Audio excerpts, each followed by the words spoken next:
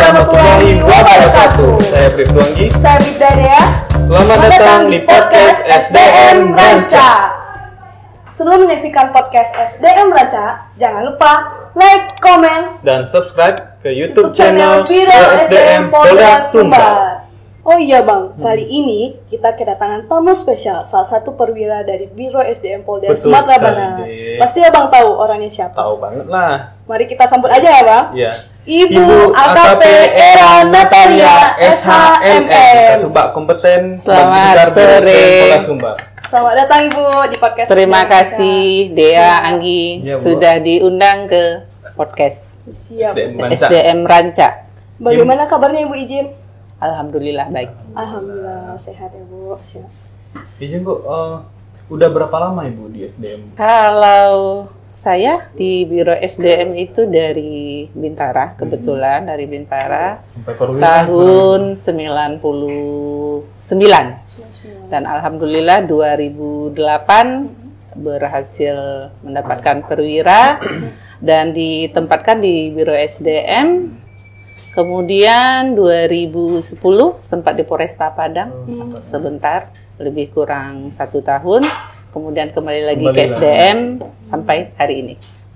Berarti udah banyak pengalaman Ibu di SDM ya Bang. Juga dibutuhkan sama Iya, Biro SDM iya, seperti iya. Ade. Sesepuhnya SDM lagi Bang. Iya. Selainnya Kak Haida ya Bang. Iya. Berarti udah lama ya Bang, Iya. Ibu Era menjabat di SDM ini. Alhamdulillah. Pengalamannya udah banyak ya Bu ya. Oh iya Bu, kalau menjabat sebagai Kasubag kompeten udah lama berapa tahun ya Bu? Kasubag kompeten itu dari awal 2020. 2020 lebih kurang 2 tahun. 2 tahun. Ya.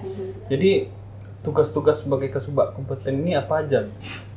Jadi Anggi, Dea mungkin kalau di SDM ini mungkin kompeten ini ya subak yang baru ya, memang subak yang baru. Kalau pekerjaan sehari-harinya ini subak kompeten itu memang kalau identik ketika orang mendengar kompeten pasti yang diingatnya assessment center.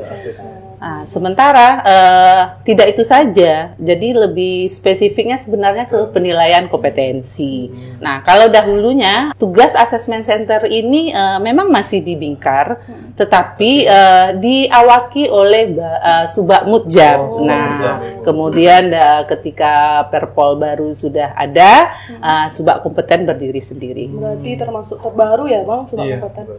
Ngomong-ngomong pembahasan tentang assessment center Bu, apa sih Bu assessment center itu sendiri gitu Bu? Oke, nah ini kadang-kadang yang rancu ya orang ketika ada mendengar masalah assessment center, pasti berpikirnya masalah tempat ya. Apa sih assessment center itu? Mikirnya pasti suatu tempat. Sebenarnya assessment center itu sendiri adalah suatu metode ya, atau cara. Salah satu metode atau cara penilaian. Apa yang dinilai adalah kompetensi. Kompetensinya kompetensi yang mana? Kompetensi yang kebetulan sudah distandarkan oleh Polri melalui peraturan Kapolri nomor 5 tahun 2016 yaitu tentang penyelenggaraan assessment center. Nah, di sana sudah tertuang penilaian assessment itu berdasarkan profil kompetensi sesuai dengan jabatan-jabatan yang ada di Polri, mulai dari level yang tertinggi sampai di level yang terendah. Jadi Bu, dasar untuk melaksanakan asesmen ini apa? Dasarnya itu tadi, peraturan Undang-undang. Kapolri nomor 5 tahun 2016. Walaupun sebenarnya assessment center itu sendiri di Polri sudah lama adanya. Berdirinya itu assessment center lebih kurang sudah 13 tahun ya, 2009, Juli 2009. Cuma efektifnya kalau di tingkat Polda itu dilaksanakan di awal-awal 2012, itu semua Polda di seluruh Indonesia sudah melaksanakan assessment center. Oh gitu ya Bu, berarti untuk assessment center itu sendiri udah lama sih Bang. Iya. Berarti di Sumbar 2012 ya? 2012 sudah Kalau efektif dilaksanakan di Polri, untuk jabatan 2009. 2009 sudah ada. Jadi umurnya assessment center sampai saat ini lebih kurang 13 tahun. 13 tahun. Ya. Terus Bu, apa sih tujuan assessment center itu sendiri Bu? Nah, pastilah kalau ada suatu peraturan pasti ada tujuan dan maksud iya. tertentunya untuk organisasi kan. Nah, mungkin Dea sama Anggi tahu lah ya kalau sekarang ini, apa yang didengungkan di lingkungan kita di SDM, ada program prioritas Bapak Kapolri kita yang memang implementasi dari Bapak Presiden, yaitu mewujudkan SDM Polri yang unggul. Nah, di Polri sendiri salah satunya mewujudkan ini melalui penilaian kompetensi. Walaupun sebenarnya kompetensi ini tidak hanya murni dari assessment center, karena kita harus lihat lagi dimensi kompetensi yang harus dipunyai oleh seluruh personel Polri. Jadi dimensi kompetensi itu ada 3. Ada yang hard kompetensi, ada yang soft kompetensi, kemudian yang terakhir adalah sosial kultura. Nah, khusus untuk assessment center yang kita ukurnya ini adalah soft kompetensi, yaitu kompetensi manajerial. Kalau hard sama sosial kultural ini? Nah, itu hard kompetensi itu adalah kompetensi teknis yang kita punyai. Contoh ini Anggi sama Dea sekarang bertugas di Biro SDM. Nah, itu Dea sama Anggi harus paham masalah yang berkaitan dengan tugas pokoknya. Atau mungkin rekan-rekan kita yang di fungsi reskrim, fungsi lalu lintas, mungkin fungsi bimas, mereka harus paham masalah kebimasan, masalah lalu lintas, masalah reskrim sesuai dengan tugas pokoknya. Tupoksinya harus persis secara langsung setiap personil sudah melaksanakannya gitu ya, Bu. Siap. Gitu, Bu. Terus Bu, apakah hasil assessment center selama ini digunakan untuk pembinaan karir personel nggak, Bu? Sudah pasti digunakan. Nah, itu tadi hasil assessment center ini menjadi salah satu pertimbangan khususnya untuk pembinaan karir. Kenapa saya sampaikan salah satu? Nah, itu tadi dimensi kompetensi yang 3 tadi kita harus punyai. Yang hard, soft. Nah, sosial kultura itu yang di mana? Yaitu kalau kita diukurnya melalui rekam jejak. Nah, rekam jejaknya itu di mana? Ya dari kita mulai menjadi anggota Polri itu sudah terekam, sudah tercatat lah di big data kita, khususnya di SDM kita punya SIPP kan. Iya, berarti kita udah dapat dipantau ya, Bang. Bagi personil yang ingin mengikuti, apa aja syarat-syaratnya, Bu? Kalau syarat-syarat untuk mengikuti seorang perwira ya, yang kita akses sementara adalah yang memiliki jabatan, mau tidak mau pasti sudah seorang perwira ya. Mulai dari inspektur polisi 2 sampai kalau yang kita di tingkat Polda melaksanakannya sampai yang berpangkat AKBP. Yang di atas itu dilaksanakan di Mabes Polri. Nah, syarat-syaratnya pasti kita mengacu ke yang pertama tadi, sesuai dengan profil kompetensi jabatan mana yang akan didudukinya, di asesmenkan itu. Kita contohkan mungkin secara sederhana. Kalau seseorang mau mengikuti jabatan asesmen jabatan Kapolsek, kita harus lihat dulu standar seorang Kapolsek itu seperti apa. Nah, kita akan mengikuti salah satunya, misalnya contoh mungkin harus berpendidikan S1. Kemudian kalau misalnya kita mau asesmen misalnya jabatan seorang Kasat Lantas misalnya, ya pasti harus memiliki sekurang-kurangnya di bank spes ke lalu lintasan. Nah, begitu juga untuk tupoksi yang lainnya. Nah, Bu, jika ada yang berminat untuk ikut assessment center, syarat-syaratnya apa aja, Bu? Untuk syarat sebagai peserta assessment center ya, yang biasanya kita sebut ACC ya, yang pasti sehat jasmani rohani dong. Kemudian tidak dalam masalah, baik mungkin kode etik, apalagi pidana, disiplin. Yang pasti dibuktikan dengan ada surat keterangan hasil penelitian yang dikeluarkan oleh bisa dari Propam Polda. Kemudian yang sudah pasti memiliki Dikbang sesuai dengan jabatan apa yang akan diikuti untuk asesmen. Misalnya, ketika untuk mengikuti asesmen center jabatan seorang Kasat Reskrim, nah itu minimal harus mempunyai pengalaman kerja, pernah berdinas di fungsi reskrim, kemudian memiliki Dikbang Spes Reskrim, kemudian kalau kita contoh Dikumnya ya minimal S1, nah, tergantung dengan jabatan apa yang akan diikuti. Jadi kita disesuaikan, kemudian kita sesuaikan juga dengan prasyarat kepangkatan ketika dia untuk akan menduduki jabatan itu. Kira-kira demikian.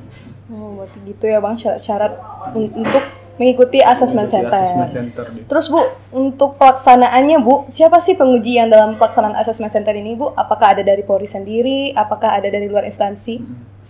Nah, ini kalau Dea sama Andi mungkin mengikuti perkembangan asesmen center ya.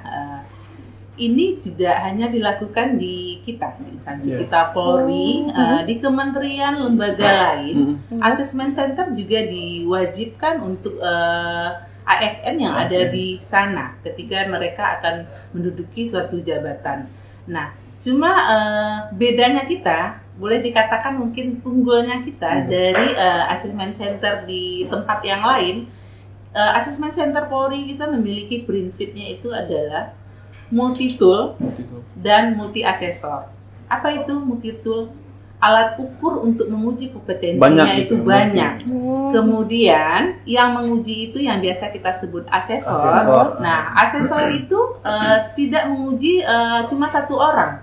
Jadi satu orang asesi peserta itu bisa diuji lebih dari 2 orang asesor. Jadi hasilnya lebih valid, lebih bisa dipertanggungjawabkan. Jadi itulah prinsipnya asesmen center Polri, multi-tool, multi-asesor. Nah, sementara asesor kita di Polri ini semuanya bersertifikat. Dan alhamdulillah di Polda Sumbar ada beberapa orang yang sudah disertifikasi dari LSP. Dan mudah-mudahan tahun ini juga bertambah lagi asesor kita yang akan disertifikasi. Jadi Bu, kami bagi Bintara ya Bu, mendengar istilah-istilah ini termasuk baru, termasuk asesor gitu. Jadi syarat-syarat untuk menjadi asesor ini apa? Oh, betul sekali. Kalau untuk menjadi seorang asesor memang ada syarat-syarat khusus, tidak bisa semuanya bisa menjadi asesor karena asesor ini memang untuk yang akan mengukur orang-orang yang kompetensinya yang akan diukur. Sudah pasti orang-orang pilihan lah ya, pasti ada syarat-syaratnya. Ketika personil yang akan menjadi seorang asesor, ketika dia mau menjadi asesor, itu pertamanya harus lulus dulu seleksi psikometri yang kita laksanakan. Jadi ketika kita nanti akan merekrut yang baru, itu akan melalui ada jalur seleksinya kita laksanakan. Salah satu itemnya adalah uji psikometri. Jadi tesnya itu gimana? Kita melaksanakannya di sini, pelatihannya bisa dilaksanakan di tempat kita, bisa juga dilaksanakan kita dipanggil dari Mabes Polri. Oh, dipanggil dari Mabes. Berarti lebih lisensinya lebih berkualitas ya, lebih tinggi gitu ya, Bang. Siap. Terus Bu, mengenai asesor Bu, berarti Ibu juga termasuk asesor ya Bu? Alhamdulillah saya asesor sudah mulai dari akhir 2014. 2014. Berarti udah berapa lama tuh Bu jadi asesor Bu? Berarti lebih kurang 8 tahun ya. 8 tahun. Lebih kurang 8 tahun pengalaman jadi asesor. Nah Bu, jadi kan barusan kita udah bahas-bahas tentang asesor, syarat-syaratnya Bu. Jadi kita kembali ke topik assessment center ya. Jadi apa-apa aja yang diuji dalam assessment center ini? Nah itu tadi Anggi sama Dea, tadi pengertian assessment center kan sudah ada ya, berdasarkan alat ukur atau yang biasa disebut tadi sesuai prinsipnya tools. Alat ukurnya itu banyak macamnya. Jadi berbagai alat ukur sudah direkomendasikan dari Mabes Polri sesuai dengan Perkap yang disampaikan tadi, Perkap 5 2016, di situ sudah diatur. Salah satunya mungkin pernah dengar ketika orang mengikuti kegiatan assessment center, nanti akan ada diskusi yang biasa disingkat dengan LGD, diskusi tanpa pemimpin. Kemudian ada nanti wawancara. Nah, wawancara di assessment center ini lebih ke wawancara ke berbasis perilaku, kepribadian. Nah, gitu. Karena kita memegang dari pengertian kompetensi yang di awal tadi. Kompetensi itu kan kemampuan, karakter yang harus dimiliki setiap individu, khususnya personil Polri, yang mengacu berupa yaitu tadi skill, pengetahuan, dan attitude. Nah, itu tadi makanya wawancara itu kita lebih berbasis perilaku. Kemudian ada juga bisa psikometri juga kita ujikan. Psikometri ada beberapa item dan hasilnya ini nanti akan dikoreksi yang memang dari psikolognya kita yang ada di Biro SDM. Jadi hasilnya bisa dipertanggungjawabkan. Kemudian ada juga berupa presentasi kemudian bisa juga dalam bentuk game, dan bisa juga dalam bentuk namanya intre, kumpulan berbagai macam persoalan. Jadi banyak. Jadi banyak, toolnya banyak, orang yang menilainya juga banyak. Itu tadi yang di awal kita sampaikan, multi tool dan multi asesor. Oh iya, tadi Bang, Ibu udah menjelaskan beberapa tools yang digunakan untuk assessment center ya Bu. Terus gimana sih Bu cara asesor memberikan nilai akhir terhadap pesertanya Bu? Nah itu tadi gunanya multi asesor itu tadi, ketika kita umpamakan satu orang yang kita assess, seorang asesi kita assess oleh ada 4 orang asesor, nah itu hasilnya nanti akan diintegrasikan, disatukan. Nah itulah sebagai pertanggungjawaban. Jadi apa Bu, di wawancara asesornya beda, di diskusi beda lagi. Tergantung berapa tool yang kita gunakan. Jadi di setiap tool yang kita gunakan itu asesornya berbeda untuk satu orang. Makanya assessment center itu prosesnya memang memakan waktu. Iya. Berarti banyak asesor ya di Polda Sumbar ya Bu? Ya banyak, alhamdulillah banyak. Cuma ada sedikit kendala juga dia Anggi, karena asesor kita ini kan mereka juga berdinas di fungsinya masing-masing, punya kesibukan masing-masing. Jadi kadang-kadang ketika jadwal sudah kita atur, mereka tabrakan, bentrokan dengan kegiatan jadwal asesmen. Cuma kendala itu aja. Siap. Jadi Bu, balik lagi Bu, tadi ada yang tinggal. Jadi setiap jabatan itu apakah kompetensinya sama atau berbeda? Pasti berbeda lah Anggi. Itu tadi di awal tadi sudah disampaikan, kompetensinya itu sudah diatur, profil kompetensi namanya. Jadi kalau seorang Kasat Sabara nanti kompetensinya pasti akan berbeda dengan Kasat Bimas. Walaupun nanti ada beberapa kompetensi yang sama. Makanya ketika seorang personil mengikuti asesmen, misalnya hari ini dia mengikuti asesmen center jabatan Kapolsek, tidak menutup kemungkinan untuk dia bisa menjabat di jabatan yang lain dengan kompetensi yang sudah kita ukur itu. Itu yang digunakan untuk pembinaan karir, ditambah dengan dimensi kompetensi yang 2 tadi, yang sama sosial kultural tadi. Oh iya Bu, untuk pelaksanaan assessment center Bu, apakah ini hanya diperlakukan untuk yang di Polri saja kah atau untuk di luar apa bisa Bu izin? Nah itu alhamdulillahnya Dea, dengan fasilitas assessment center kita yang mungkin nanti habis ini Dea sama Anggi bisa ke ruang assessment center Polda Sumbar. Kita fasilitasnya cukup memadai, kita punya lengkap, kita punya ruang CAT, ada lebih kurang 25 unit komputer yang speknya memang bisa mendukung untuk aplikasi-aplikasi terbaru. Kemudian kita punya ruang wawancara khusus, kita punya ruang diskusi khusus. Nah, alhamdulillah dengan begitu, kita Polda Sumbar tidak hanya ngakses untuk jabatan yang di dalam saja. Kita sudah ngakses instansi luar. Salah satunya terakhir kemarin kita melaksanakan itu statistik. BPS itu dalam jumlah yang lumayan besar, 80 orang personil BPS yang tak ses. Ya, yang itu yang akses semuanya dari asesor kita Polda Sumbar. Itu memang terbaik ya Bang untuk Polda Sumbar ini, nggak hanya di instansi Polri aja, tapi di instansi luar juga. Instansi luar juga menggunakan asesmen center Polri kita. Pernah juga dari BNN, pernah juga kebetulan dari kabupaten kota kita juga pernah. Pemda pernah juga ya. Siap. Kemudian di samping itu assessment center ini tidak hanya untuk ngakses jabatan. Nah, ini kan tadi kalau jabatan di dalam dan jabatan yang di instansi luar, tetapi juga sudah digunakan untuk seleksi pendidikan. Salah satunya kemarin ini sudah berjalan beberapa tahun juga. Rekan-rekan kita yang mau sekolah pembentukan perwira, baik dari SIP maupun dari untuk alih golongan, itu sudah menggunakan juga yang uji kompetensi manajerial ini. Nah, yang basicnya sebenarnya assessment center ini. Jadi tidak lepas dari yang ada di Perkap 5 tahun 2016. Berarti yang harus mengetahui assessment center ini bukan perwira saja ya Bu? Calon perwira. Tidak, kompetensi kan dimiliki oleh seluruh individu. Kita harus punya skill, punya pengetahuan, punya attitude. Oh ya Bu, ini pertanyaan terakhir ya Bu.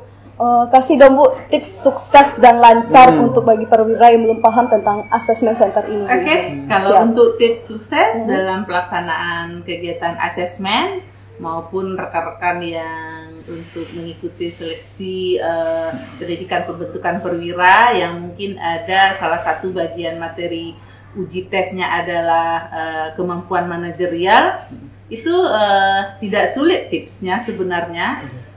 Yang paling pertama dan utama ya sudah pasti dalam keadaan fit ya, istirahat yang cukup, ketika melaksanakan ujian rileks, dan yang sangat penting dan terakhir adalah jadilah diri sendiri, be yourself.